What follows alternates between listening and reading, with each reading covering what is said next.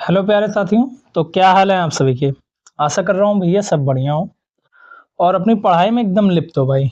हर चीज़ों से दूर अपनी पढ़ाई को एक नए आयाम की तरफ, एक नए पहचान की तरफ ले जा रहे होगे और जो है जितनी भी चीज़ें चल रही हैं मार्केट में उन सबसे दूर होगे। सिर्फ और सिर्फ आप लोग पढ़ाई को ध्यान रख रहे होगे। ठीक है, तो आज की क्लास को हम लोग स्टार्ट करेंगे। आज की क्लास में हम लोग क्या देख रहे होंगे, सुभाष चंद्र बोस और आज़ाद हिंद फौज।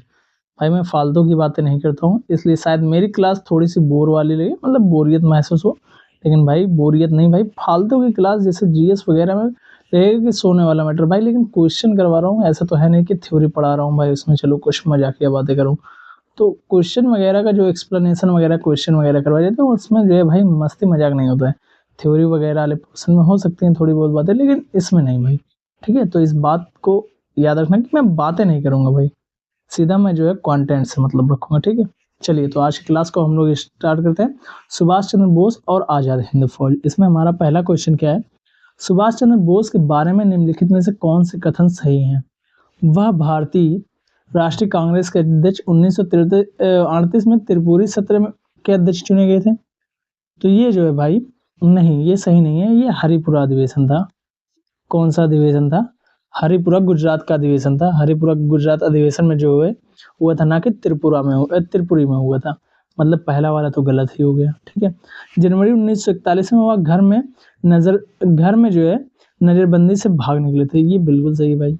उन्होंने सिंगापुर में जो 21 अक्टूबर 1943 को भारत अस्थायी सरकार गठित की। भारत की अस्थायी, ये भी बिल्कुल सही है। मतलब ये दोनों कथन हमारे सही हो जाएंगे, दूसरा और तीसरा वाला। बाकी जो है पहला वाला गलत हो जाएगा, क्योंकि ये जो है हरिपुरा जो है गुजरात में ये अधिवेशन होता है। हरिपुरा कहाँ पर है? गुजरात में। वहां पर ये अधिवेशन होता है 1938 में, जिसके अध्यक्ष जो है ये चुने गए थे। लेकिन तो ये फिर दोबारा अध्यक्ष चुने जाते हैं भाई उसी के बाद 1939 में। लेकिन जो है भाई क्या होता है कि जो है पट्टाभी सीतारमैया जी जब जीत नहीं पाती तो गांधी जी कहते हैं कि ये मेरी शक्ति थी, जो है मेरी, उनकी हार मतलब कि मेरी हार, ऐसा कुछ उन्होंने कहा था।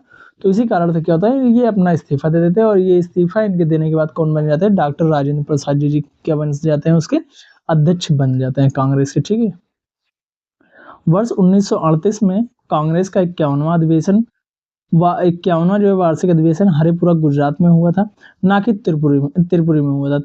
हरिपुरा सत्र की अध्यक्षता सुभाष चंद्र बोस ने की थी। कांग्रेस का 52वां अधिवेशन जो है त्रिपुरी मध्य प्रदेश में वर्ष 1939 में हुआ था। सुभाष चंद्र बोस की ही अध्यक्षता में ये अधिवेशन हुआ था। लेकिन बाद में उन्होंने इस पत्र से क्या दे दिया था भाई, बाद में इन्होंने जो है इस पद से त्यागपत्र दे दिया। नेताजी सुभाष चंद्र बोस ने जनवरी 1941 में देर रात के समय घर से भेष बदलकर फरार होकर कलकत्ता से निकलने की योजना को सफलतापूर्वक अंजाम दिए। उन्होंने उन्होंने सिंगापुर में जो है 21 अक्टूबर 1943 को भारत की अस्थायी सरकार गठित की। इन्होंने क्या किया था भैया, 21 अक्टूबर 1943 को सिंगापुर में अस्थायी सरकार भारत की गठित की थी। अतः विकल्प कौन सा हमारा? बी वाला ही सही हो जाएगा। ठीक है, अंग्रेजी भाषा के इसी प्रश्न में प्रोविजनल्स की जगह जो है प्रोविंशियल लिख दिया गया था। मतलब प्रोविजनल्स की जगह जो है प्रोविंशियल जो है लिख दिया गया था, जो कि इसलिए जो है बिहार लोक सेवा आयोग ने इस प्रश्न को मूल्यांकन से हटा दिया। मतलब अंग्रेजी में जो है ये गलत हो जाता है भाई, प्रोविजनल की जगह पर जो है प्रोविंशियल लिख दिया था। ठीक है, प्रोविंशियल लिख दिया था, इसलिए जो है ये प्रश्न जो है बीपीएससी ने हटा दिया था, ये इंग्लिश में जब पूछा गया था। ठीक है, फॉरवर्ड ब्लॉक की स्थापना किसने की थी? तो सुभाष चंद्र बोस जी ने की थी। फॉरवर्ड ब्लॉक की स्थापना किसने की थी भैया? सुभाष चंद्र बोस जी ने फॉरवर्ड ब्लॉक की स्थापना की थी। नेताजी सुभाष चंद्र बोस का जन्म 23 जनवरी 1897 ईस्वी को उड़ीसा के कटक में हुआ था।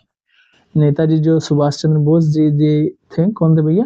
हमारे नेताजी सुभाष चंद्र बोस। उनका जन्म कब हुआ था? 23 जनवरी 1897 ईस्वी को हुआ था। 23 जनवरी 1897 को हुआ था। कहाँ पर? उड़ीसा में हुआ था, जो कि अब उड़ीसा के नाम से जाना जाता है। उड़ीसा के भी कहाँ पर हुआ था? कटक में हुआ था।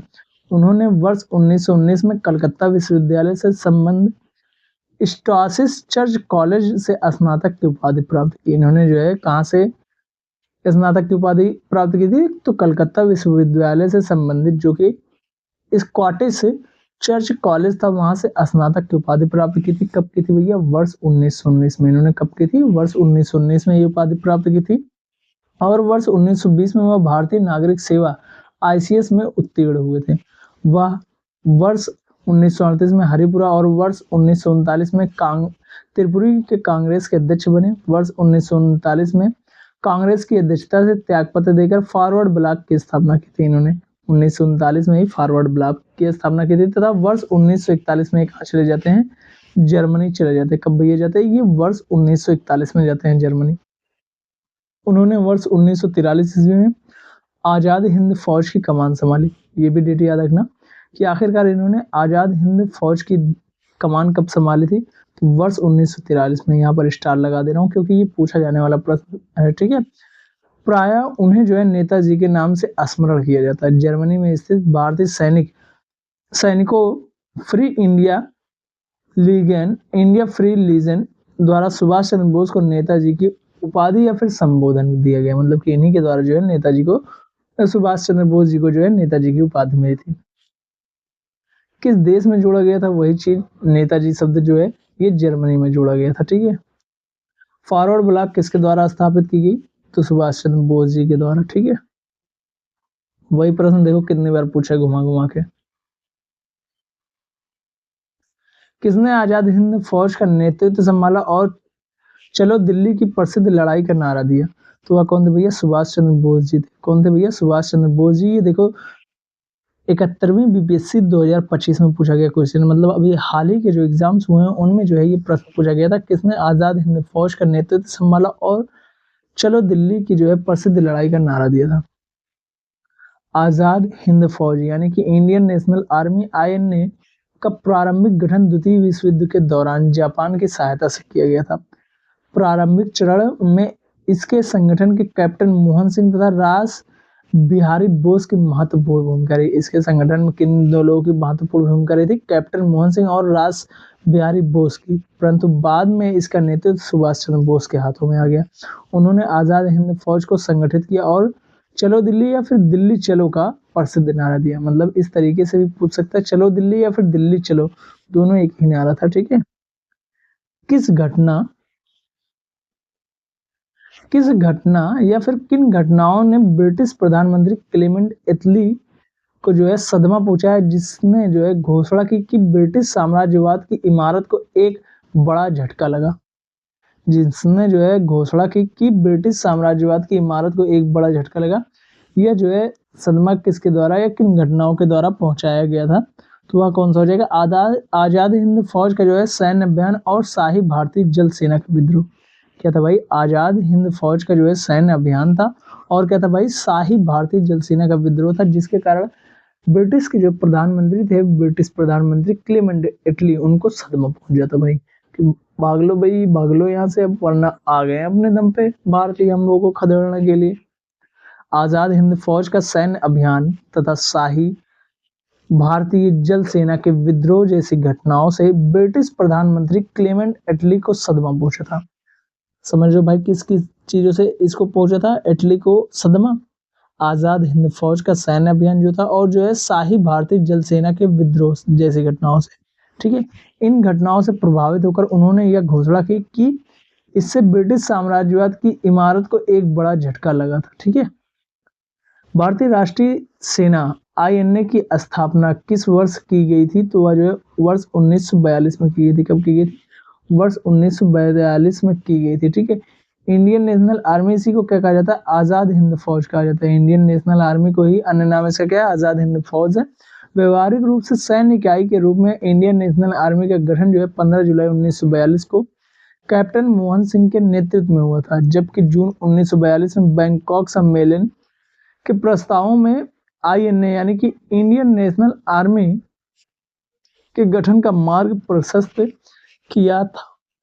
जून में तो भाई बैंकॉक सम्मेलन में इसका जो है गठन का प्रस्ताव जो है इसके मार्ग को प्रशस्त किया गया था, लेकिन होता कब है भाई इसका गठन, तो वह जो है 15 जुलाई 1942 को होता है। किसके नेतृत्व में होता है, कैप्टन मोहन सिंह के नेतृत्व में होता है। उल्लेखनीय कि मलय क्षेत्र में भारतीयों द्वारा अपना राजनीतिक संगठन all Malay India independence league का गठन किया गया था। उल्लेखनीय कि जो मलय क्षेत्र था उसमें भारतीयों द्वारा अपने राजनीतिक जो संगठन था all Malay India independence league का गठन किया गया था। इसकी अध्यक्षता के लिए रास बिहारी बोस को आमंत्रित किया गया था, ठीक है। इसकी अध्यक्षता के लिए किसको आमंत्रित किया गया था, रास बिहारी बोस जी को आमंत्रित किया गया था। जून 1942 में संपन्न बैंकॉक सम्मेलन में एक कैंसिल ऑफ एक्शन एवं प्रतिनिधि समिति का गठन का प्रस्ताव किया गया था भाई। जो 1942 में जून में संपन्न बैंकॉक सम्मेलन था उसमें क्या हुआ था, एक जो है कैंसिल ऑफ एक्शन और प्रतिनिधि समिति का जो है गठन का प्रस्ताव किया गया था, जिससे जो है इंडिया इंडिपेंडेंस लीग तथा इंडियन नेशनल आर्मी के जो है मध्य समन्वय एवं अधीक्षण का दायित्व सौंपा गया था। रास Bihari Bose council of action के अध्यक्ष बनाए गए थे, जबकि केपी के मेनन, निघाम राघवन नागरिक सदस्य तथा मोहन सिंह एवं गिलानी सैनिक सदस्य थे भाई। ये नाम याद रखना कौन क्या था। तो ये जो है रास बिहारी बोस जी जो है काउंसिल ऑफ एक्शन के अध्यक्ष बनाए गए थे, जबकि जो है केपी के मेनन और जो है निघाम राघवन नागरिक सदस्य तथा जो है मोहन सिंह और गिलानी ये क्या थे, सैनिक सदस्य थे। जापानियों से मोहन सिंह के वैचारिक मतभेद के कारण दिसंबर 1942 में मोहन सिंह ने आईएनए के विघटन की घोषणा कर दी, किंतु रास बिहारी बोस ने मोहन सिंह को उनके पद से बर्खास्त कर दिया। बाद में मोहन सिंह जापानी सेना द्वारा गिरफ्तार कर लिए गए। आईएनए का नेतृत्व रास बिहारी बोस ने महानायक सुभाष चंद्र बोस को सौंप दिया। आईएनए का जो नेतृत्व था रास बिहारी बोस ने क्या किया भाई, सुभाष चंद्र बोस जी को सौंप दिया। सिंगापुर पहुंचने के 2 दिन बाद 4 जुलाई 1943 को सुभाष चंद्र बोस ने इंडियन नेशनल आर्मी का नेतृत्व ग्रहण किया भाई। मतलब इनको पहले ही सौंप दिया गया था, लेकिन 2 दिन बाद इन्होंने जो है ग्रहण किया था जब ये सिंगापुर पहुंच गए थे। ठीक है, 4 जुलाई 1943 को। ठीक है, सुविधा के लिए इसे द्वितीय इंडियन नेशनल आर्मी की भी संज्ञा दी जाती है। इसे ही हिंदी में आजाद हिंद फौज के नाम से जाना जाता है, इंडियन नेशनल आर्मी को, यानी कि आईएनए को जो है आजाद हिंद फौज के नाम से जाना जाता है। या आईएनए की फुल फॉर्म भी आप लोगों से पूछ सकता है एग्जाम में, और पूछ सकता है कि सुभाष चंद्र बोस जी ने जो है इसका नेतृत्व कब ग्रहण किया था, तो 4 जुलाई 1943 को ग्रहण किया था। ठीक है, निम्नलिखित में से व्यक्तियों में से जो है किसने वर्ष 1943 में सुभाष चंद्र बोस को सिंगापुर में आईएनए बनने में सहायता की थी, तो जनरल मोहन सिंह ने। मतलब इन्होंने तो भाई अध्यक्षता अपने देकर किसके हाथ में सौंप दी थी, सुभाष चंद्र बोस जी के हाथ में जो है सौंप दी थी। अब आप देखिए इसको, भारतीय राष्ट्रीय सेना यानी कि आईएनए के संस्थापक कौन थे भाई, तो वह जो है मोहन सिंह थे। जब मोहन सिंह दे देगा तो भाई मोहन सिंह लगा देना, वरना जब सुभाष चंद्र बोस देगा तो वास्तविकता में जो है यह व्यापक रूप से ये लगाते हैं कई जगहों पर। ठीक है, अभी ऊपर जैसे आपने देखा था। आईएनए किसके दिमाग की उपज थी और किसने जो है इसकी स्थापना की, तो मोहन सिंह के जो है दिमाग की उपज थी और इन्होंने ही इसकी स्थापना की थी। सुभाष चंद्र बोस यहाँ पर मत लगा देना ऑप्शन में, मोहन सिंह को देख लेना।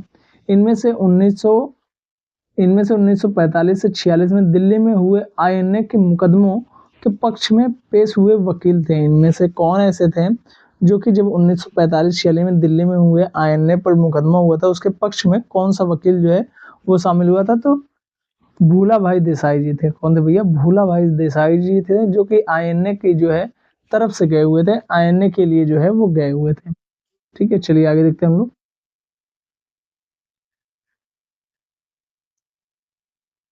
इसकी व्याख्या, वर्ष 1945 में प्रारंभ हुए लाल किले में आजाद हिंद फौज के सिपाहियों के प्रसिद्ध मुकदमे की पैरवी कैलाशनाथ काटजू, सर तेज बहादुर सप्रू, जवाहरलाल नेहरू, भूला भाई देसाई आदि करते थे। मतलब ये 4 लोग थे भाई। इन चारों के नाम में से कोई भी मिल जाएगा भाई, तो ये याद रख लेना, कैलाशनाथ काटजू, सर तेज बहादुर सप्रू, जवाहरलाल नेहरू जी, भूला भाई देसाई। ये 4 लोग जो है इस मुकदमे का नेतृत्व कर रहे थे। भूला भाई देसाई आजाद हिंद बचाओ समिति के मुख्य वरिष्ठ वकील थे। जो भूला भाई देसाई थे वो आजाद हिंद बचाओ समिति जो थी उसके मुख्य एवं क्या थे भाई, वरिष्ठ वकील थे। वर्ष 1943 में आजाद हिंद फौज अस्तित्व में आई। वर्ष 1943 में कहां पर आई थी भाई, तो सिंगापुर में आई थी, जब 4 जुलाई को उन्होंने किया था। ठीक है, आजाद हिंद फौज का पुनर्गठन वर्ष 1943 में सुभाष चंद्र बोस के नेतृत्व में सिंगापुर द्वीप पर किया गया था, किंतु तब सिंगापुर द्वीप जापान के अधीन वर्ष 1942 से 45 तक था। जापान के अधिकार से पूर्व सिंगापुर ब्रिटिश मलाया का अंग था। किसका था भाई, ब्रिटिश जो मलय वाला एरिया था या फिर मलाया था उसका अंग था जापान के अधिकार से पहले सिंगापुर। लेकिन सिंगापुर जो है वर्ष 1942 से 45 तक सिंगापुर जो है वो जापान के अधीन हो गया था। ठीक है, वर्ष 1943 में आजाद हिंद फौज अस्तित्व में आई। कहाँ पर भैया? वो सिंगापुर में आई थी। अक्टूबर 1943 में सुभाष चंद्र बोस द्वारा स्थापित स्वतंत्र भारत की अस्थायी सरकार को जापान सहित कितने देशों ने मान्यता प्रदान की थी? तो वह जो है 9 देशों ने मान्यता प्रदान की थी। कितने देशों ने भाई? 9 देशों ने जो है ये मान्यता प्रदान की थी।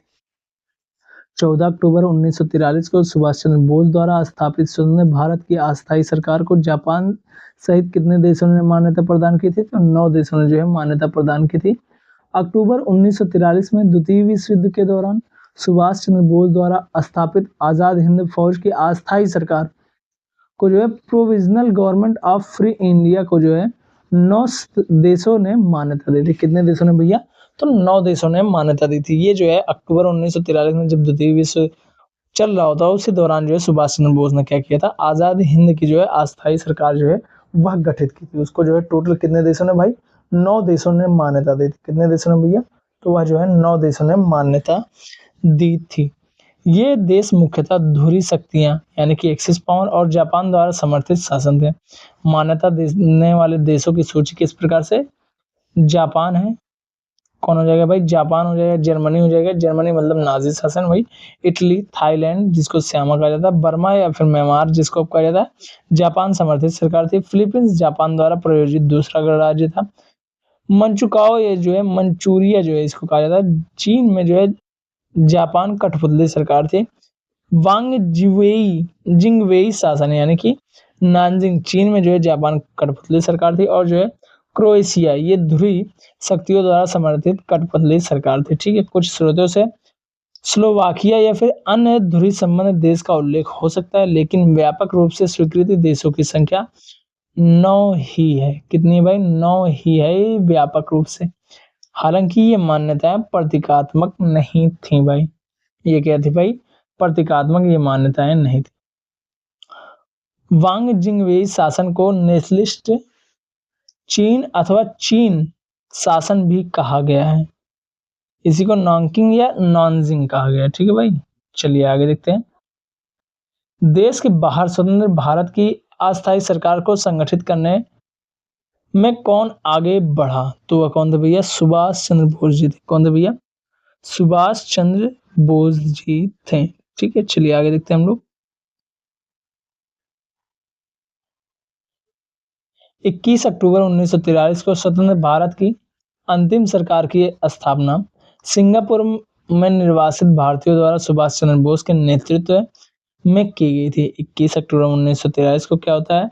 स्वतंत्र भारत के अंतिम सरकार की स्थापना सिंगापुर में निर्वासित भारतीयों द्वारा सुभाष चंद्र बोस के नेतृत्व में की गई थी। इसे आजाद हिंद या स्वतंत्र भारत की अस्थायी सरकार भी कहा जाता है भाई। ठीक है, आजाद हिंद या फिर स्वतंत्र भारत की अस्थायी सरकार भी कहा जाता है। ठीक है, जो 21 अक्टूबर 1943 को सिंगापुर में जो है गठित की जाती है। ठीक है, आजाद हिंद फौज सरकार के निर्माण की घोषणा की गई थी, तो वो भैया 21 अक्टूबर 1943 को, ये डेट याद रखना एकदम एग्जैक्ट, 21 अक्टूबर 1943 को। ठीक है, सुभाष चंद्र बोस ने निकोबार द्वीप को नया नाम खाली स्थान दिया था, तो स्वराज द्वीप। अंडमान निकोबार को इन्होंने जो है स्वराज द्वीप नाम दिया था। किसको भैया? सुभाष चंद्र बोस ने निकोबार द्वीप को स्वराज द्वीप के नाम से संबोधित किया था। द्वितीय विश्व युद्ध के दौरान वर्ष 1939 से 45 में अंडमान और निकोबार द्वीप समूह ब्रिटिश सरकारों के हाथ से फिसलकर वर्ष 1942 में जापान के अधिकार क्षेत्र में आ गया। इस द्वीप पर जापान का अधिकार वर्ष 1945 तक बना रहा, जब तक कि ब्रिटिश सरकार द्वारा इस द्वीप पर पुनः अधिकार न कर लिया गया। मतलब 1942 में भाई जापान के हाथ में आया था अंडमान निकोबार, फिर जो है ये 1945 तक उन्हीं के हाथ में रहा। नवंबर 1943 में जापान सरकार ने अंडमान और निकोबार द्वीप को जो है प्रतीकात्मक रूप से सुभाष चंद्र बोस की आजाद हिंद फौज की अस्थायी सरकार को सौंप दिया। मतलब समझो भाई, अंडमान निकोबार द्वीप समूह को जो है प्रतीकात्मक रूप से जो है सुभाष चंद्र बोस की आजाद हिंद की जो है अस्थायी सरकार को सौंप दिया गया था। किसके द्वारा? जर्मनी के द्वारा। इस द्वीप की कमान सौंपे जाने के उपरांत नेताजी सुभाष चंद्र बोस ने निकोबार को जो है स्वराज और अंडमान को शहीद द्वीप नाम दिया। निकोबार को क्या नाम दिया था? स्वराज। और अंडमान को जो है शहीद द्वीप नाम दिया था। किन्होंने भैया? नेताजी सुभाष चंद्र बोस ने। निम्नलिखित में से कौन आजाद हिंद फौज से नहीं जुड़ा था? तो S A Dange. S A Dange जो है ये नहीं जुड़े थे। प्रेम सिंह सागल ये जुड़े थे। शाहनवाज खान जुड़े थे। जनरल मोहन सिंह, ये तीनों लोग जो है जुड़े थे। प्रेम कुमार सागल, शाहनवाज और जो है मोहन सिंह का संबंध आजाद हिंद फौज से, जबकि श्रीपद अमृत डांगे यानी कि एस ए डांगे का संबंध भारत में जो है कम्युनिस्ट आंदोलन से। किससे भैया? कम्युनिस्ट आंदोलन से, ना कि आजाद हिंद फौज से। इस प्रकार से यही सही हो जाएगा। ठीक है। विकल्प में त्रुटिवश प्रेम कुमार सागल को जो है प्रेम सिंह सागल लिखा दिया गया है। क्या लिख दिया? प्रेम कुमार सिंह सागल लिखा दिया गया है। चलिए आगे देखते हैं। रॉयल इंडियन नेवी विद्रोह। रॉयल इंडियन नेवी विद्रोह, जिसे बॉम्बे विद्रोह के नाम से भी जाना जाता है, किस वर्ष में हुआ था? तो यह जो है वर्ष 1946 में हुआ था। कब हुआ था? रॉयल इंडियन नेवी विद्रोह, जिसे बॉम्बे विद्रोह के नाम से भी जाना जाता है, ये वर्ष 1946 में हुआ था। रॉयल इंडियन नेवी विद्रोह, जिसे बॉम्बे विद्रोह के नाम से जाना जाता है, नाम से भी जाना जाता है, वह कब हुआ था? वर्ष 1946 में हुआ था। यानी कि RIN रॉयल इंडियन नेवी विद्रोह, जिसे बॉम्बे विद्रोह के नाम से जानता है, ये कब हुआ था? वर्ष 1946 में हुआ था। 18 फरवरी 1946 को लगभग 1100 भारतीय नौसेना के सैनिकों यानी कि नाविकों ने भूख हड़ताल की घोषणा कर दी थी। 18 फरवरी को क्या होता है भाई? 1946 को लगभग 1100 भारतीय नौसेना के जो सैनिक थे या नाविक थे, उन्होंने भूख हड़ताल की घोषणा कर दी थी। ठीक। इलाहाबाद में संपन्न कांग्रेस कार्यकारिणी समिति की बैठक में निम्नलिखित सदस्यों में से एक सदस्य भारत के नाजीवादी, फासीवादी तथा साम्राज्यवादी वाद विरोधी निश्चित रुख के कारण जापान के विरुद्ध गोरिल्ला युद्ध में अपनी योजना के पक्ष में बहुमत जुटाने के समक्ष हुए थे, वे थे जवाहरलाल नेहरू।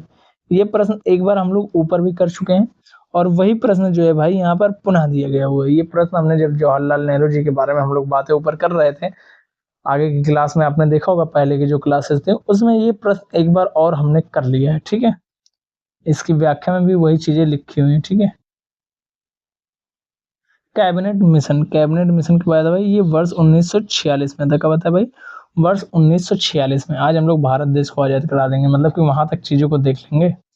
कैबिनेट मिशन निम्नलिखित में से किसके लिए भारत भेजा गया था? कैबिनेट मिशन निम्नलिखित में से किसके लिए जो है भारत भेजा गया था? तो एक राष्ट्रीय सरकार की स्थापना के लिए नहीं भाई, सत्ता के हस्तांतरण के लिए, एक संवैधानिक व्यवस्था तैयार करने के लिए। हाँ भाई, इसी के लिए जो है ये भेजा गया था। कैबिनेट मिशन निम्नलिखित में से किसके लिए भेजा गया था? तो सत्ता के हस्तांतरण के लिए, एक संवैधानिक व्यवस्था तैयार करने के लिए, इसके लिए भेजा गया था। ठीक है। पाकिस्तान के लिए जिन्ना की मांग के ब्यौरे पर काम करने के लिए नहीं भाई, इसके लिए नहीं भेजा गया था कैबिनेट मिशन। ऑप्शन नंबर दूसरा हमारा से सॉरी इसमें दिया गया कौन सा सही हो जाए? तो ऑप्शन नंबर सी सही हो जाए। केवल दूसरा वाला इसमें सही है। केवल कौन सा हो जाएगा भाई? दूसरा वाला सही है। ठीक है। कैबिनेट मिशन वर्ष 1946 ईस्वी में, जिसके अध्यक्ष भारत मंत्री जो है लॉर्ड पैथिक लॉरेंस और दो अन्य सदस्य स्टैफर्ड क्रिप्स एवं जो है एवी अलेक्जेंडर थे, को भारत में सत्ता के हस्तांतरण के लिए एक संवैधानिक व्यवस्था तैयार करने के लिए भेजा गया था। कैबिनेट मिशन वर्ष 1946 में, जिसके अध्यक्ष भारत मंत्री कौन थे भैया? लॉर्ड पैथिक लॉरेंस और दो अन्य सदस्य कौन थे? स्टैफर्ड क्रिप्स एवं जो है एवी अलेक्जेंडर थे। ये तीनों लोगों का नाम याद जरूर से रखना कि क्रिप्स मिशन में कौन तीन व्यक्ति प्रमुख थे। तो यही थे Lord Pethick Lawrence, Stafford Cripps, A V Alexander. ठीक है। ये तीन लोग महत्वपूर्ण थे इसमें। ये चीजें ये जरूर से याद रखना, कुछ याद रखना ना याद रखना भाई, लेकिन ये जरूर से याद रखना। कैबिनेट मिशन की अध्यक्षता किसके द्वारा शुरू की गई थी?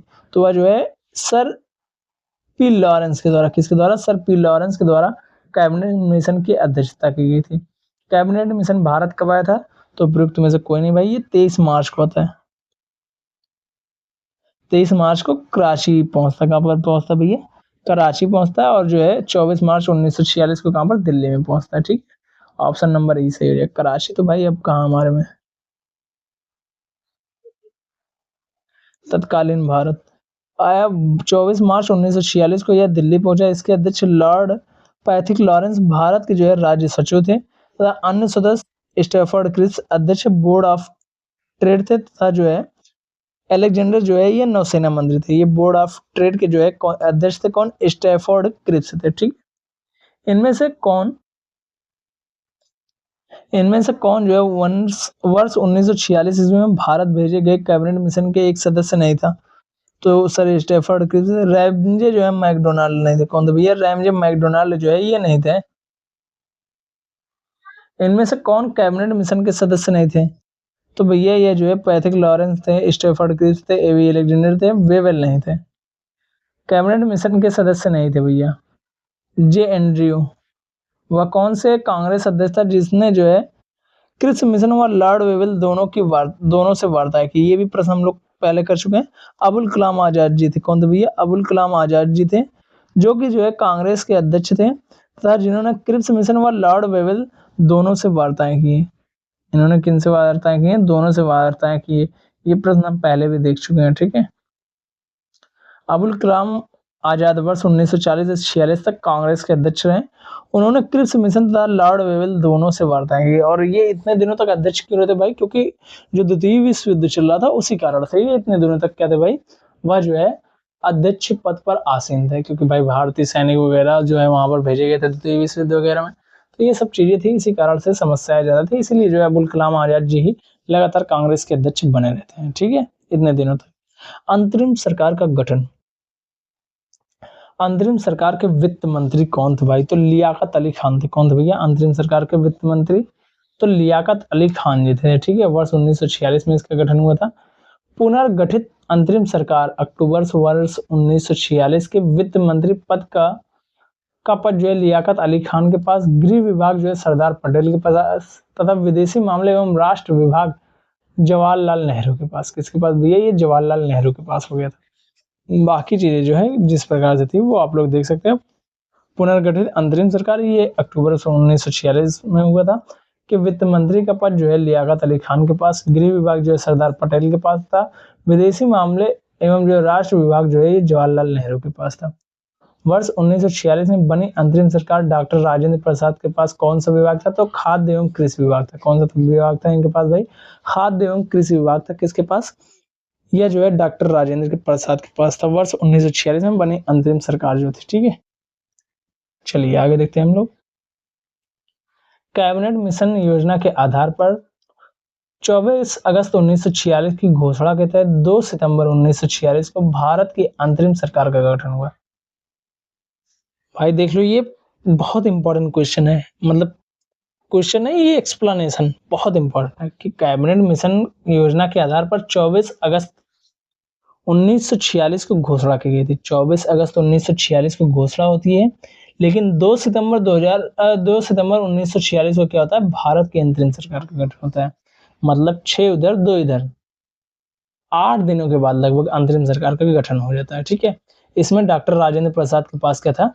खाद्य एवं कृषि विभाग था। वर्ष 1946 में बनी अंतरिम सरकार में राजेंद्र प्रसाद के पास कौन सा विभाग था? तो खाद्य एवं कृषि विभाग था। ठीक है, वर्ष 1946 में गठित अंतरिम सरकार में मंत्रिमंडल में श्रम विभाग किसे सौंपा गया था? तो जगजीवन राम जी को। जगजीवन राम जी को क्या सौंपा गया था भाई?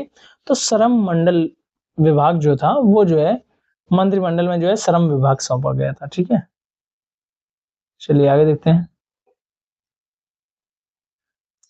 वर्ष 1946 में बनी अंतरिम सरकार में श्रम विभाग बाबू जगजीवन राम को दिया गया था। राजेंद्र प्रसाद को खाद्य एवं कृषि विभाग दिया गया था।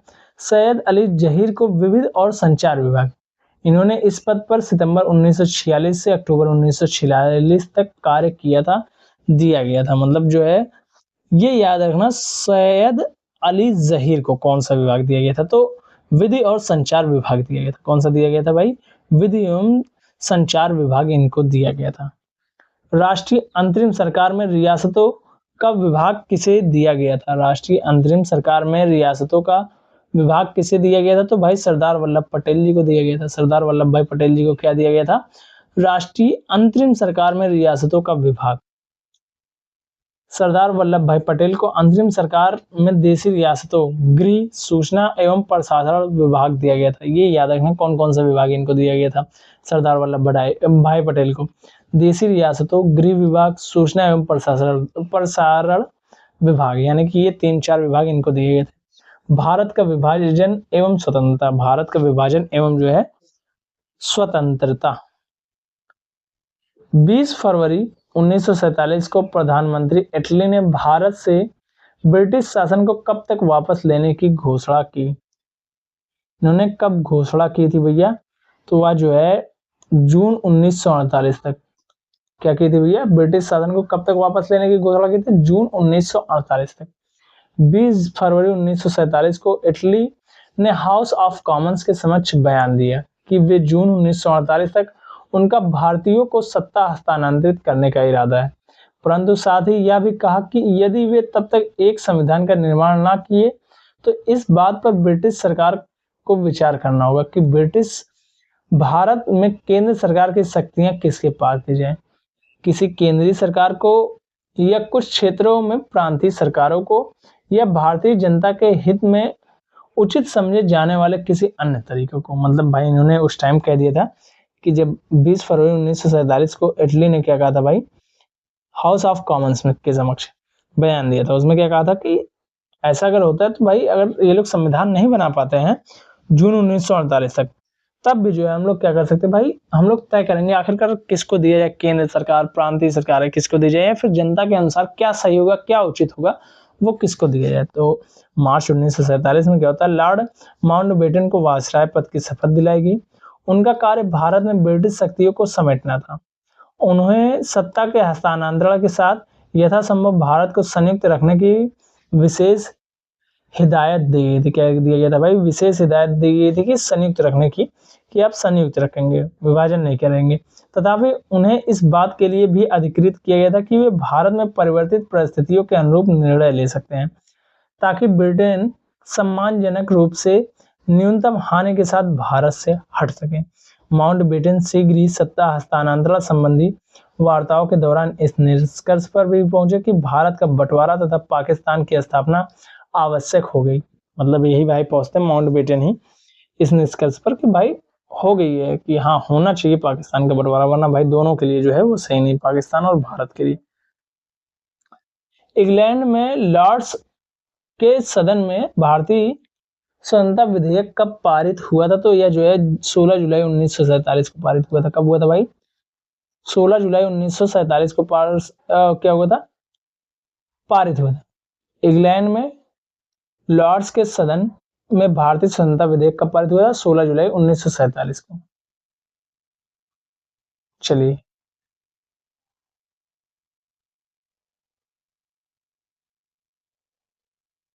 इसकी व्याख्या हम लोग देखते हैं। माउंटबेटन योजना के आधार पर ही 4 जुलाई 1947 को ब्रिटिश संसद में भारतीय स्वतंत्रता विधेयक पेश किया गया था।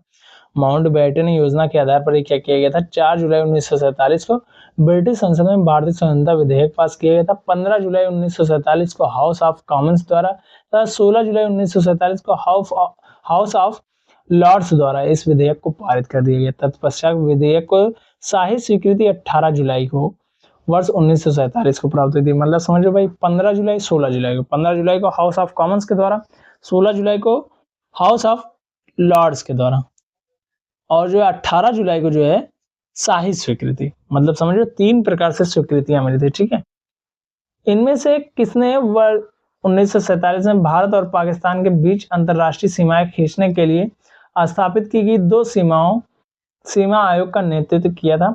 तो जो है सिरिल रेडक्लिफ ने। भारत और पाकिस्तान के बीच कौन सी रेखा है? रेडक्लिफ। इसी के आधार पर हम लोग कहते हैं रेडक्लिफ रेखा है। ठीक है, 30 जून 1947 को बंगाल सीमा आयोग और पंजाब सीमा आयोग बनाया गया था। कौन सा बनाया गया था 30 जून को? तो 30 जून वर्ष 1947 को बंगाल सीमा आयोग और जो है पंजाब सीमा आयोग बनाया गया।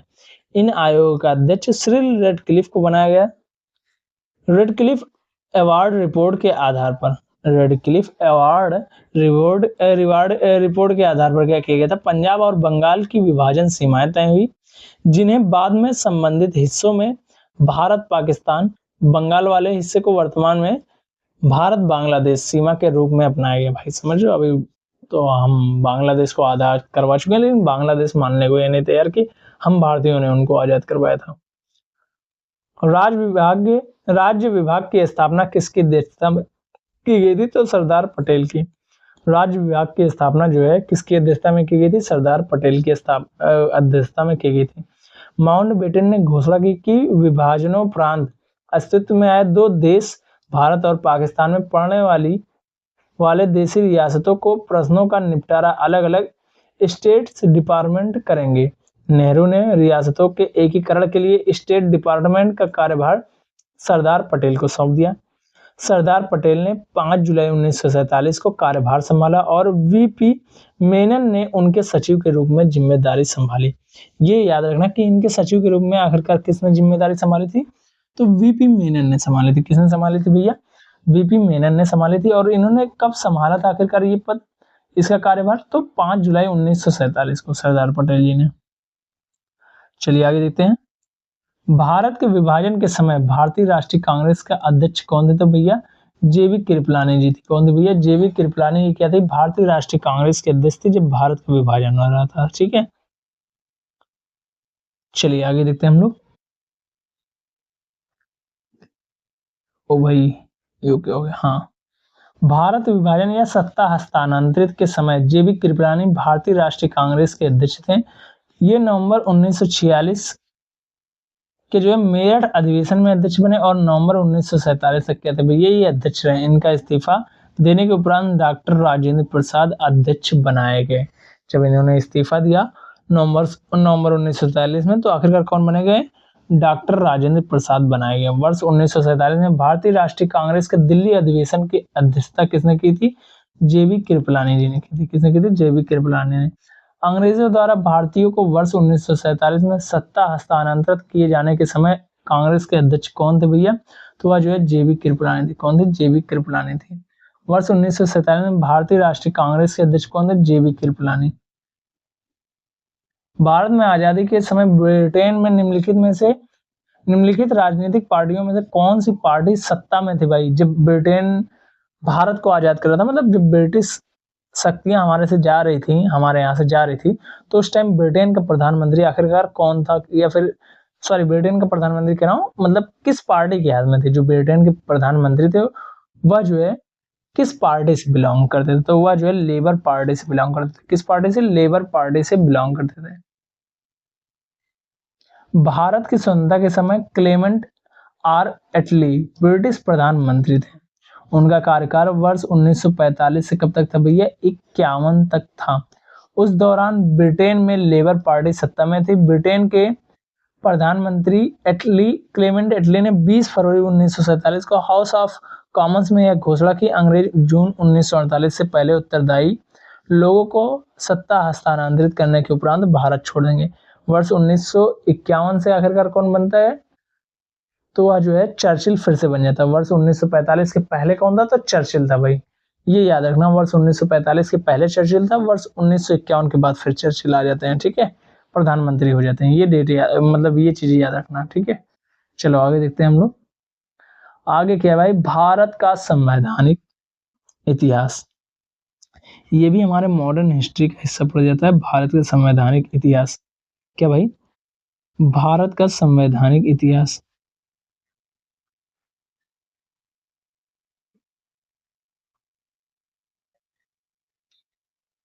एक सेकंड रुक जाना।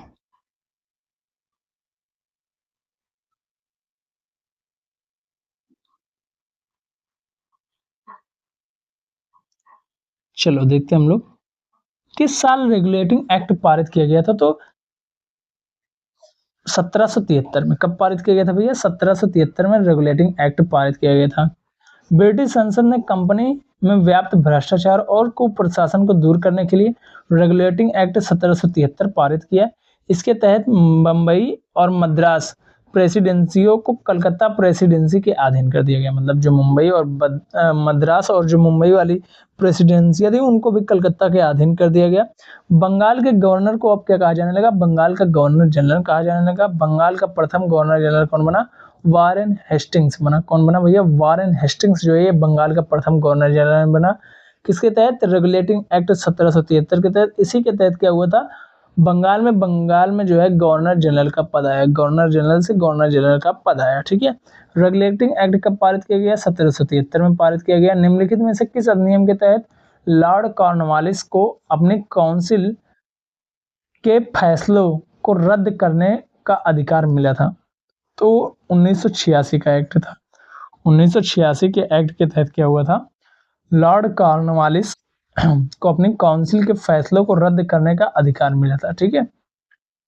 कॉर्नवालिस गवर्नर जनरल तथा मुख्य सेनापति दोनों की शक्तियां लेना चाहता था। कॉर्नवालिस क्या था भाई? ये गवर्नर जनरल तथा मुख्य सेनापति दोनों की शक्तियां लेना चाहता था। वर्ष 1976 में के एक्ट के अनुसार इसे स्वीकार कर लिया गया तथा विशेष अवस्था में अपने परिषद के निर्णयों को रद्द करने तथा अपने निर्णय को लागू करने का अधिकार भी गवर्नर जनरल को दे दिया गया भाई। मतलब अपने निर्णय को रद्द भी कर सकते थे और उसको लागू भी करने का अधिकार किसको दे दिया गया? गवर्नर जनरल को। तो मतलब समझ रहे हो सीधा भाई इसका क्या क्या मतलब हो गया? सीधा कि भाई जो गवर्नर जनरल था उसकी शक्तियां बढ़ा दी गई। मतलब इससे सीधा ही पता चल रहा है कि भाई उसकी शक्तियां बढ़ा दी गई आखिरकार। जो ये 1776 का एक्ट 86 का एक्ट था, इसके तहत क्या कर दिया गया? सीधा का सीधा भाई पता चल रहा है कि आखिरकार उसकी शक्तियां क्या कर दी गई भाई? बढ़ा दी गई गवर्नर जनरल की, ठीक है। चलिए आगे हम देखते हैं Pitt's India act. Pitt's India act British संसद द्वारा कब पारित किया गया था? तो 1784 ईस्वी में। पिट्स इंडिया एक्ट कब पारित किया गया था? 1784 ईस्वी में पारित किया गया था। पिट्स इंडिया एक्ट 1784 ईस्वी में पारित किया गया था। पिट्स इंडिया एक्ट 1784 के मुख्य प्रावधान क्या थे? कंपनी के नागरिक, सैन्य और राजस्व मामलों को बनाए रखने के लिए बोर्ड ऑफ कंट्रोल की स्थापना तथा भारत में गवर्नर जनरल के परिषद के सदस्यों को घटाकर 3 सदस्य कर दिया जाना। भाई मतलब समझ रहे हो, बोर्ड ऑफ डायरेक्टर तो पहले से थे, बोर्ड ऑफ कंट्रोल की भी स्थापना हो गई। मतलब कि जो राजस्व और जो सैन्य मामले थे अब उसकी जो है देखभाल कौन करेगा? बोर्ड ऑफ कंट्रोल करेगा। बोर्ड ऑफ डायरेक्टर जो है वह व्यापारिक मामलों की देखभाल करेगा, ठीक है। कंपनी के नागरिक एवं जो है सैन्य मामलों की ये देख रेख करेगा बोर्ड ऑफ कंट्रोल। ये जो है 1784 ईस्वी का पिट्स इंडिया एक्ट का मुख्य बातें हैं, ठीक है। नागरिक और सैन्य अधिकारियों को भारत और ब्रिटेन में अपनी संपत्तियों के विवरण का खुलासा करने के लिए कहा गया। पिट्स इंडिया एक्ट के तहत क्या कहा गया कि जो नागरिक हैं, जो ब्रिटिश नागरिक हैं, वहां पर भारत में अगर वो काम कर रहे हैं या फिर कुछ यहाँ से पैसा कमा रहे हैं या फिर कुछ भी करके वो इनकम ले रहे हैं यहाँ से, तो उनको अपनी संपत्तियों का विवरण का खुलासा करना होगा ब्रिटेन में। भारत और ब्रिटेन में जो है करना होगा। अधिकारियों को जो है, जो अधिकारी हैं उनको भी ये चीज खुलासा करना होगा, चाहे वो भारत में करे चाहे ब्रिटेन में करे, उनको जो अपनी संपत्ति का क्या करना होगा भाई? खुलासा करना होगा, ठीक है।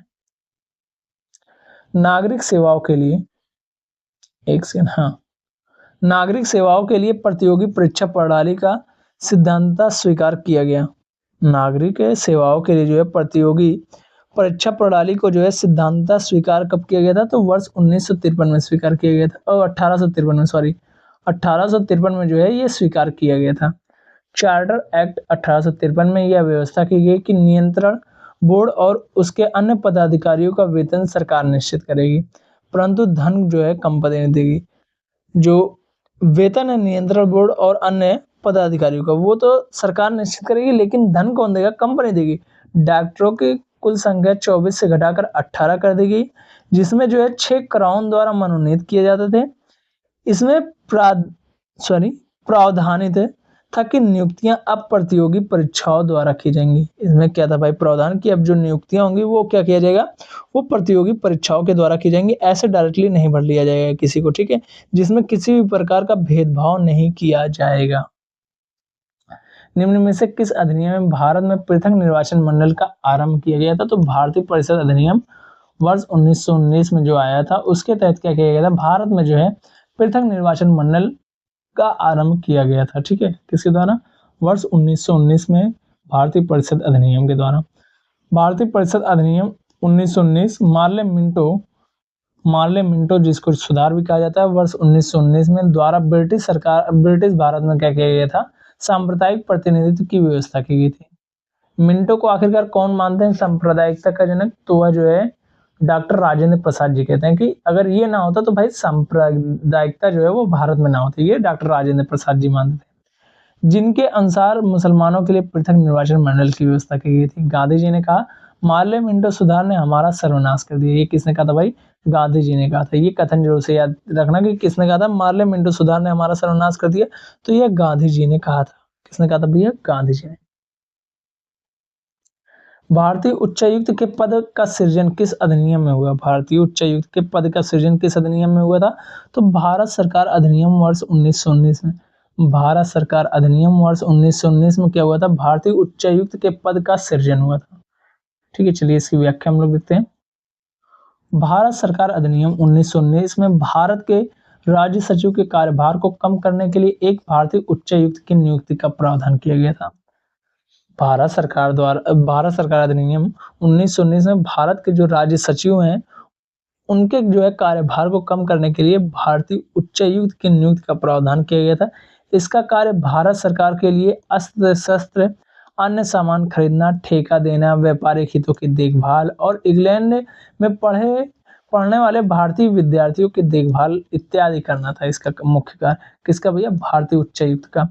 उच्चायुक्त और उसके सहायकों के वेतन का व्यय भारत के साधनों में होना था। उच्चायुक्त और उनके जो सहायक थे उनके वेतन का व्यय जो है वो भारत के साधनों से होना था भाई। ठीक है, चलिए इसकी व्याख्या हम लोग देखते हैं आगे। एक सेकंड। माउंट टेगी चेम्सफोर्ड की रिपोर्ट जो है वह भारत सरकार अधिनियम वर्ष 1919 का आधार बनी। वर्ष 1919 का आधार कौन बनी? Montagu Chelmsford report. तत्कालीन भारत के राज्य सचिव एडविन माउंटेग्यू और वायसरॉय लॉर्ड चेम्सफोर्ड की रिपोर्ट भारत सरकार अधिनियम 1919 का आधार बनी। इस अधिनियम के तहत प्रांतों में पहली बार द्वैध शासन लागू हुआ। ये भी याद रखना कि प्रांतों में द्वैध शासन किस अधिनियम के तहत लागू हुआ था? तो भारत सरकार अधिनियम 1919 के तहत, जिसमें जो है माउंटेग्यू चेम्सफोर्ड जो सुधार था माउंटेग्यू चेम्सफोर्ड जो रिपोर्ट थी वो जो है भारत सरकार अधिनियम 1919 का क्या बनी थी? आधार बनी थी। वर्ष 1919 में जब माउंटेग्यू चेम्सफोर्ड अधिनियम पास हुआ तब इंग्लैंड का प्रधानमंत्री कौन था भाई? तो लॉयड जॉर्ज था। कौन था भैया? लॉयड जॉर्ज था। लॉयड जो है वो जॉर्ज, ये क्या था भैया? ये माउंटेग्यू चेम्सफोर्ड अधिनियम जब पास हुआ था तो उस टाइम इंग्लैंड का प्रधानमंत्री था। वर्ष 1919 में जब माउंटेग्यू चेम्सफोर्ड अधिनियम पास हुआ था तब इंग्लैंड के प्रधानमंत्री डेविड लॉयड जॉर्ज थे। वे वर्ष 1919 से 1922 तक इंग्लैंड यानी कि यूके के प्रधानमंत्री रहे। किस अधिनियम के बारे में जवाहरलाल नेहरू ने कहा था कि हमें एक ऐसी कार दी गई है जिसमें सब ब्रेक थे किंतु इंजन नहीं था? भाई समझ रहे हो किस अधिनियम को जो है जवाहरलाल नेहरू ने कहा था कि हमें एक ऐसी कार दी गई है जिसमें सब ब्रेक हैं लेकिन जो है इंजन नहीं था? तो 1935 का अधिनियम ये था। कौन सा था भैया? वर्ष 1935 का अधिनियम था। वर्ष 1935 के अधिनियम में जवाहरलाल नेहरू ने कहा था कि एक कार जिसमें ब्रेक तो है पर इंजन नहीं। वे वर्ष 1947 से 1964 तक भारत के प्रधानमंत्री रहे। वे पंचशील के प्रेरता तथा गुट निरपेक्षता में विश्वास रखने वाले थे। ये कहाँ के थे भैया? ये क्या करने वाले थे? ये पंचशील और जो है के प्रेरता और जो है गुट निरपेक्षता में विश्वास रखने वाले व्यक्तित्व के थे। ब्रिटिश शासन काल में संविधान के विकास में कौन सा कानून ऐतिहासिक नहीं था? ब्रिटिश शासन काल में जो है संविधान के विकास में कौन सा कानून ऐतिहासिक नहीं था? तो वह भैया protection of civil rights act 1955। Protection of civil rights act 1955 ये क्या था? ब्रिटिश शासनकाल में संविधान के विकास में ऐतिहासिक नहीं था। एक सेकंड भाई। भारत में ब्रिटिश शासन के दौरान ब्रिटिश सरकार के द्वारा regulating act 1773, charter act 1833, government of India act 1919 पारित किया गया था, जबकि protection of civil rights act 1955 में भारतीय संसद द्वारा पारित किया गया था भाई। भारत सरकार अधिनियम 1935 को जो है किसने गुलामी का चार्टर बताया था? तो वह उपयुक्त में से कोई नहीं है भाई। ठीक है, लखनऊ में आयोजित कांग्रेस के वार्षिक अधिवेशन, लखनऊ में जो हुआ था कांग्रेस का वार्षिक अधिवेशन के दौरान 12 अप्रैल 1936 को जो है अपने अध्यक्षीय भाषण में पंडित जवाहरलाल नेहरू ने भारत सरकार अधिनियम 1935 को गुलामी का चार्टर कहा था। किन्होंने कहा था भैया? गुलामी का चार्टर जो है पंडित जवाहरलाल नेहरू ने कहा था, ना कि ऊपर जो भी ऑप्शन दिए हैं महात्मा गांधी, सुभाष चंद्र बोस और जो मौलाना हजरत मोहानी थे, ये उपरोक्त में से कहा था कि इनमें से किन्हीं ने नहीं कहा था भाई? जवाहरलाल नेहरू जी ने कहा था। और कब कहा था? जो लखनऊ में आयोजित कांग्रेस का वार्षिक अधिवेशन था उसके दौरान 12 अप्रैल 1936 को। कब कहा था भाई? 12 अप्रैल 1936 में कहा था। और ये अध्यक्ष उस टाइम उसके हुए करते थे पंडित जवाहरलाल नेहरू, उसी टाइम इन्होंने अपने भाषण में कहा था। इस अधिनियम में एक अखिल भारतीय संघ की स्थापना का प्रावधान था। इस अधिनियम में क्या था भाई? एक अखिल भारतीय संघ की स्थापना का प्रावधान था, जिसमें ब्रिटिश भारत, भारतीय प्रांत और भारतीय राज्य यानी कि रियासतें दोनों शामिल थे। हालांकि यह संघ कभी अस्तित्व में नहीं आ सका। इस अधिनियम के तहत केंद्र में द्विसदनीय विधानमंडल के गठन का प्रावधान किया गया था। भारत सरकार अधिनियम 1935 ने समाप्त की। तो क्या समाप्त किया था? प्रांतीय द्वैध शासन। प्रांतीय द्वैध शासन जो है भारत सरकार अधिनियम 1935 ने समाप्त किया था। भारत सरकार अधिनियम 1935 में प्रांतीय द्वैध शासन समाप्त करके प्रांतीय स्वायत्तता लागू की। फलस्वरूप आरक्षित एवं हस्तांतरित विषयों में भेद समाप्त हो गया। कुछ आरक्षणों सहित प्रांतों में जो है उत्तरदायी सरकार स्थापित हो गई भाई। जो ये था प्रांतीय द्वैध शासन जो भारत में लागू हुआ था, उसको जो है भारत सरकार अधिनियम 1935 के तहत जो है ये समाप्त कर दिया गया था और प्रांतीय स्वायत्तता लागू कर दी गई थी। जिसके तहत क्या हुआ था? जिसके फलस्वरूप तो आरक्षित एवं हस्तांतरित विषयों में भेद समाप्त हो गया था। निम्नलिखित में से कौन भारत सरकार अधिनियम 1935 की एक विशेषताओं में से नहीं है? तो 1935 के अधिनियम का मूल्यांकन, ये जो है इसकी विशेषताओं में से एक नहीं। गवर्नर जनरल की कार्यकारिणी परिषद का पुनर्गठन, ये उसकी विशेषता है। प्रांतीय स्वायत्तता, ये उसकी विशेषता है। भारत के संघ का प्रस्ताव, ये उसकी विशेषता थी। ठीक है। भारत सरकार अधिनियम 1935 की विशेषताओं में भारत के संघ का प्रस्ताव, गवर्नर जनरल की कार्यकारिणी परिषद का पुनर्गठन तथा प्रांतीय स्वायत्तता शामिल थे। परंतु 1935 के अधिनियम का मूल्यांकन का प्रावधान इसमें नहीं था। इस अधिनियम में संघीय न्यायालय की स्थापना, केंद्र तथा प्रांतों में शक्तियों का विभाजन था। मतलब भाई केंद्र और प्रांतों में क्या था? शक्तियों का विभाजन। मतलब केंद्र की शक्तियां अलग होंगी, प्रांत की शक्तियां अलग होंगी। और जो है संघीय न्यायालय की स्थापना हुई थी वर्ष 1935 का जो भारत सरकार अधिनियम था उसके तहत। द्विसदनीय केंद्रीय विधानमंडल, मतलब केंद्र में द्विसदनीय जो है व्यवस्था वो जो है भारत सरकार अधिनियम 1935 के तहत लागू हुआ था। प्रांतों में द्वैध शासन की समाप्ति हो गई थी। केंद्र में द्वैध शासन आदि के प्रावधान भी किए गए थे। ठीक है। भारत का वर्तमान संवैधानिक ढांचा काफी हद तक 1935 के अधिनियम पर आधारित है भाई। ठीक है। चलिए आगे देखते हैं हम लोग। आज क्लास थोड़ी सी 1 घंटे की लगभग हो जा रही है ना भाई, टेंशन ना लो, 1 घंटे बहुत ज्यादा नहीं है, लेकिन भाई थोड़ा सा मैं सोच रहा हूँ ना 1-2 क्लास में चाहे जैसे भाई मॉडर्न हिस्ट्री को समाप्त कर दूं। मॉडर्न हिस्ट्री काफी बड़ा पोर्शन अपने आप में इस बार हो गया, क्योंकि भाई आजकल के एग्जाम का ट्रेंड है मॉडर्न हिस्ट्री वगैरह से काफी प्रश्न दे देता है। किस अधिनियम ने भारत के विभाजन के लिए 2 नए स्वतंत्र और पाकिस्तान के राज्यों को मूर्त रूप दिया था? तो भारतीय स्वतंत्रता अधिनियम 1947 ने। भारतीय स्वतंत्रता अधिनियम कौन सा भाई? 1947 ने ये दिया था। ठीक है। ब्रिटिश संसद द्वारा पारित भारतीय स्वतंत्रता अधिनियम 1947 ने ही औपचारिक रूप से ब्रिटिश भारत के विभाजन को स्वीकृति दी और 2 नए स्वतंत्र राज्यों या फिर डोमिनियन भारत और पाकिस्तान के गठन को विधिक आधार प्रदान किया। इस अधिनियम को 18 जुलाई 1947 को शाही स्वीकृति प्राप्त हुई और इसके तहत 15 अगस्त 1947 को भारत और पाकिस्तान के 2 स्वतंत्र डोमिनियन या फिर जो है राज्यों के अस्तित्व में आने का प्रावधान किया गया। ठीक है। इसकी स्वीकृति जो है भारतीय स्वतंत्रता अधिनियम, इसकी स्वीकृति कब हुई थी?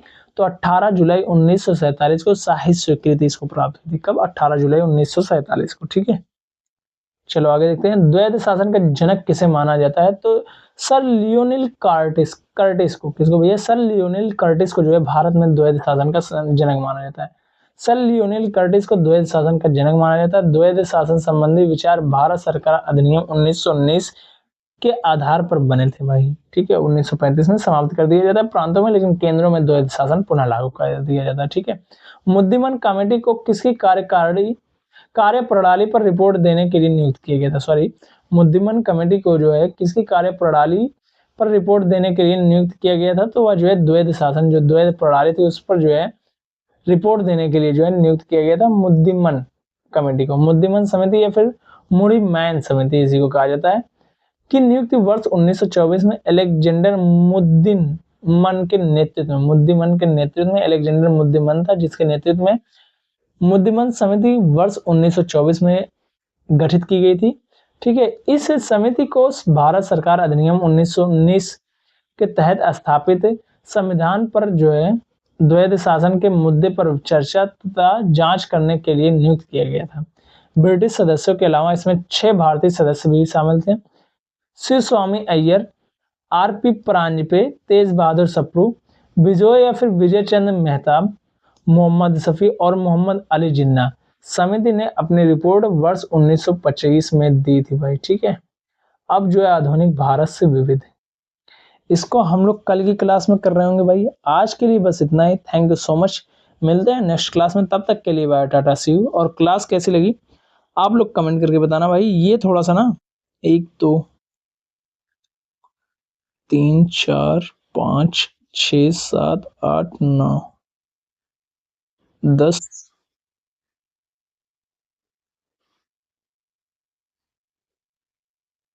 11 12 13 14 14 पेज का है भाई लगभग। जानते हो कैसे 14 पेज का है भाई?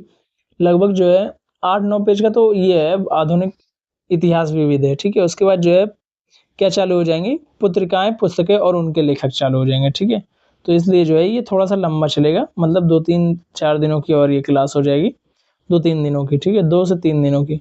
मैंने देखा नहीं विविध को, तो विविध वगैरह मिलाकर जो है 2 दिन बहुत है भाई। आधुनिक भारत का इतिहास का जो विविध हो कल वाली क्लास में मैं जरूर से समाप्त करवा दूंगा। आज वाली क्लास में यहाँ तक, विविध वाला फिर कल वाली क्लास में, फिर पुस्तक और उनके रचनाकार इन सबसे रिलेटेड वो एक दिन, फिर कला एवं संस्कृति बचेगा, उसको हम लोग 2 दिन में, 3 दिनों में उसको समाप्त कर दें। मतलब 5-6 दिनों में लगभग जो है ये आधुनिक भारत और उसके बाद वाला पोर्शन हम लोग समाप्त कर चुके होंगे। उसके आगे वाली जो चीजें होंगी जैसे एशियन हिस्ट्री और मिडाइवल हिस्ट्री, इनको जो है हम लोग वो भी जो है लगभग हम लोग 4-6 क्लासेज में वो भी हम लोग जल्दी से समाप्त कर देंगे। मतलब 4-6 क्लासेज में, 6 से 7 क्लास में वो हो जाएगी, क्या बोलते हैं, एशियन हिस्ट्री हो जाएगी। 6 से 7 क्लासेज में मिडाइवल हिस्ट्री, मतलब 10-12 दिनों में ये भी पूरा का पूरा समाप्त हो जाएगा। मतलब टोटल हम लोग 29 तारीख आने से पहले, आप लोगों के एग्जाम आने से पहले सारे के सारे पीवाई के उसको समाप्त कर चुके होंगे। ठीक है, बिहार स्पेशल जो बिहार सब्जेक्ट के लिए वो भी हम लोग पूरा समाप्त कर रहे होंगे। ठीक है, थैंक यू सो मच, मिलेंगे अब सीधा क्लास में। Thank you so much. ठीक है, क्लास कैसे लगी ये कमेंट करके जरूर से बताना।